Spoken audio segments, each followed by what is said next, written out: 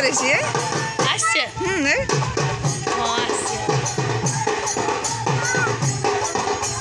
গোল্ডেনের বিটি বেটা ই করেছে কৃষ্ণ সেজেছে সে কাল গেছিল না দেখতে জি বেটা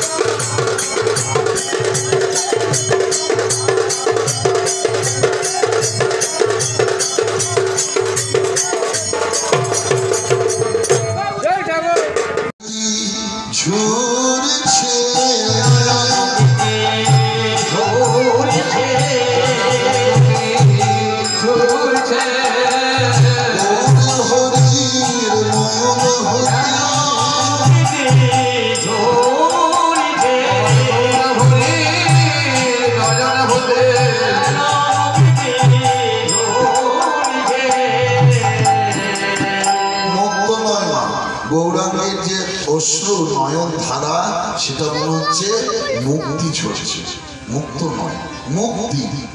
মুক্তি মানে কলিজীব উদ্ধারের উপায় ঝরছে আমার গোরা সোনার নয়ন থেকে।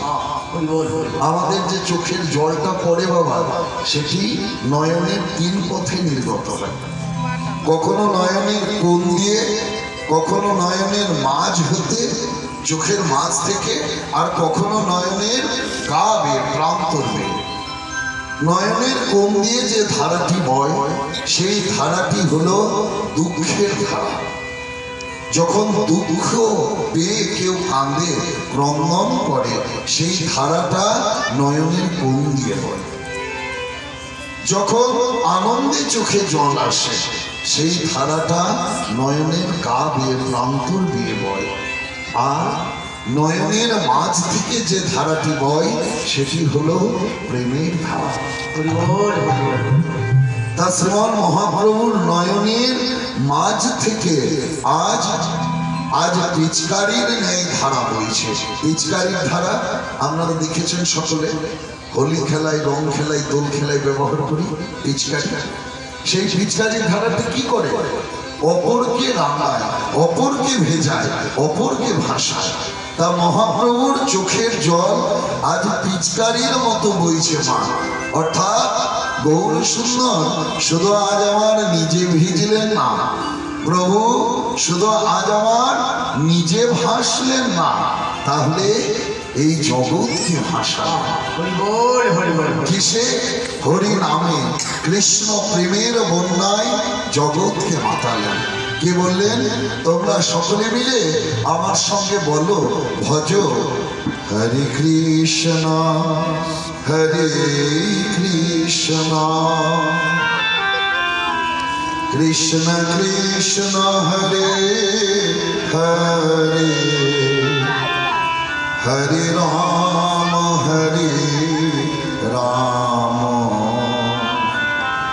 राम राम हरे हरे। कृष्णा हरे कृष्णा कृष्णा कृष्णा हरे हरे हरे राम हरे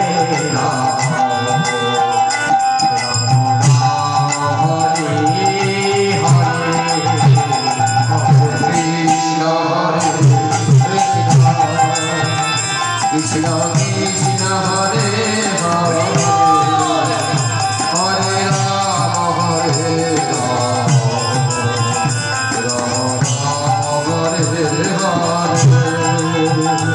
हरे कृष्णा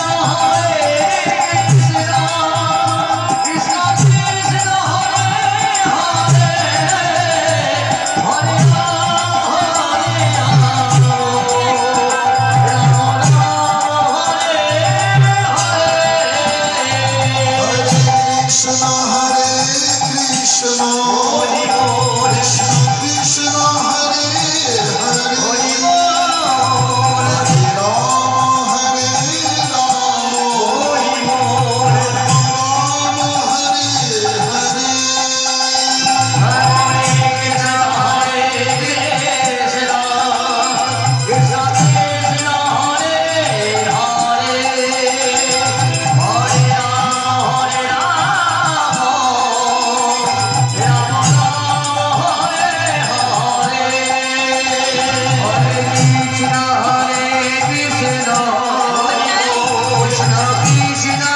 हरे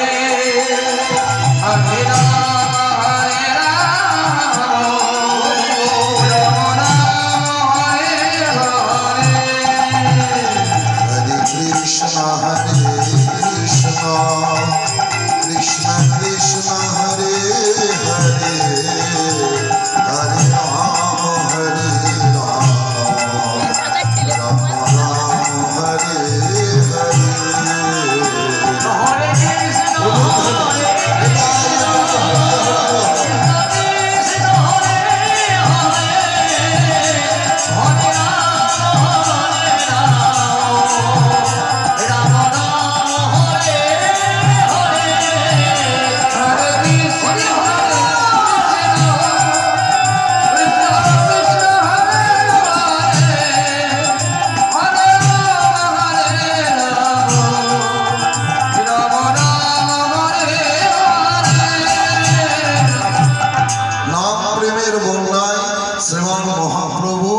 জগৎকে ভাসালেন, জগৎকে মাতালেন। গৌর সুন্দর হলেন আমার করুণার অবতার মা। কারুণ্যম সমপ্রকাশিত, করুণা হচ্ছে সব কিছুর মূলে। একজন পিতার বাবার অন্তরে যদি করুণা মায়া মমতা না থাকে তাহলে তার পিতৃত্বকে তার সন্তানেরা বুঝতে পারে। একজন মায়ের অন্তরে যদি করুণা মায়া মমতা না থাকে তাহলে তার মাতৃত্বের সন্ধান তার সন্তানেরা পায় না। একজন বক্তার অন্তরে যদি করুণা না থাকে তার বক্তব্য শ্রোতাদেরকে আনন্দ দিতে পারে না। তা করুণা হচ্ছে সব কিছুর মূলে। যেমন যেমন কালিদাস করুণা পেয়েছিল, মা ভদ্রকালীর কৃপা পেয়েছিল বলে কালিদাস মহামূর্খ থেকে মহাকবি হয়েছিলেন। কি করে হয়েছিলেন মা? এই কালিদাস ছিলেন মহামূর্খ, আর রাজকুমারী বিদ্যুৎমতী তিনি ছিলেন অতীব সুলক্ষণা, খুব সুন্দরী, যত রূপ তত গুণ। এই বিদ্যুৎমতী, তা বিদ্যুৎমতী রাজাকে বলেছিলেন, তার পিতাকে বলেছিলেন কি, যে এই জগতে যে সব থেকে বড় পণ্ডিত তাকে আমি বিয়ে করব, যে সব থেকে বড় পণ্ডিত তাকে আমি বিয়ে করব। তা রাজসভার যারা 22 জন পণ্ডিত ছিলেন তারা মনে মনে ঠিক করলেন কি, এই সব থেকে বড় পণ্ডিতকে বিয়ে করব বলছে, সব থেকে বড় মূর্খের সঙ্গে এর বিবাহ দেব, এর বিয়ে দেব।